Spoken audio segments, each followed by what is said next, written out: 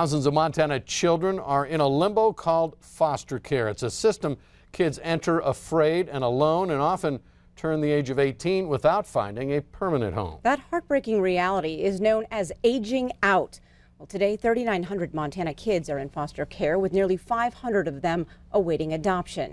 In this special report tonight, Q2's Asia Gore takes us for a walk in their shoes to show us the challenges foster kids face now and later. My life today is basically just taking care of that little one and raising him to have a good life that I never had. Jasmine McCrae is a 21-year-old single mother. Her baby, King, is her pride and joy. Jasmine wants to be the mother she never had. She had a terrible drinking issue, and she just snapped one night and ended up cutting off all my hair with a butcher knife. My brother ran in the snow in just his pajamas to go get help.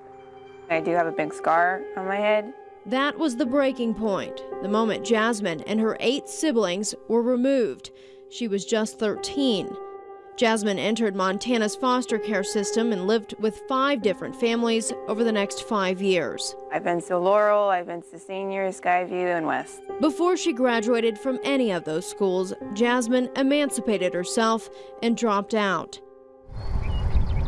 Nearly 300 miles away in Glasgow, Jimmy Walker was removed from her home after Child Protective Services learned her mother was an alcoholic and her boyfriend a sex offender. She would blame me for her financial problems because they took my part of the Social Security away. Walker's father died when she was an infant, so she was placed with a foster family in Livingston, where she lived through 4 years of high school. Unlike Jasmine, Jimmy was not forced to move, but she too was never adopted. This year, as Jimmy weighed whether to go off to college or return to her mother, the decision was made for her. Out of the blue, she just passes away, and I'm left alone up here with no one.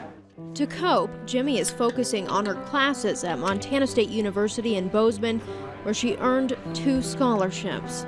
I want to succeed, I want to do good, so my life doesn't suck anymore. Jasmine and Jimmy entered the same system and left on 2 different paths.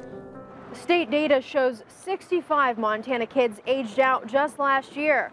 Many are now in jail, on government assistance, even homeless. Suzanne Braun with Child and Family Services says a lack of foster parents and high caseloads for social workers keeps kids in limbo. Best practice would be in the lower 20s. So our workers are carrying double that. To help bridge the gap, programs like Chafee offer career guidance and life skills. Early on, I really pushed education and learned really quickly that these kids don't grow up in homes where they're required to go to school, and that's not made important.